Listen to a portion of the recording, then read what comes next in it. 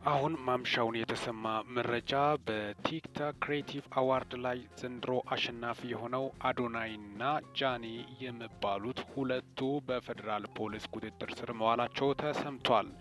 ይህም ሰሞኑን እንግዲህ በአለባበስ ዙሪያ ባስነሳው በቲክቶክ ክሬቲቭ አዋርድስ ዙሪያ በርካቶቹ ከታሰሩ በኋላ ዛሬ ደግሞ ማምሻውን አሸናፊ የነበረው በስግጥ ፍምስ መሪ በሚል ቃል ሲንቀሳቀስ የነበረው አዶናይ መታሰሩ ተሰምቷል።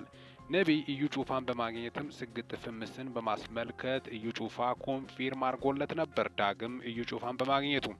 ታዲያስ የቀጣዩ ጣፈንታ ነቢይ እዩ ጩፋ ምን ይሆናል የሚለው ግን አጠራጣሪ ነው። ቲክቶክ ክሬቲቭ አዋርድስ የዘንድሮ አሸናፊ የሆነው አዶናይ በቁጥጥር ስር መዋሉ ከጃኒ ጋር ተሰምቷል። ማምሻውን ለጥያቄ ትፈለጋላችሁ በሚል በፌዴራል ፖሊስ ጸጥታ ኃይሎች ተይዞ መወሰዳቸውን አሁን ማምሻውን የደረሱን መረጃዎች ያሳያሉ። አጠቃላይ እንግዲህ በቀጣይ ምን ይፈጠር ይሆን? እስካሁን ድረስ የደረሱን መረጃዎችን በማስመልከትም ለእናንተ ይዤላችሁ መጣሁት። በጊዜ ኢንፎን ሰብስክራይብ በማድረግ ወቅታዊና አጫጭር መረጃ ያገኙ። ለሰዓታት ካሉኝ አጫጭር መረጃዎችን ይመስላሉ። ሰላም ቆዩልኝ።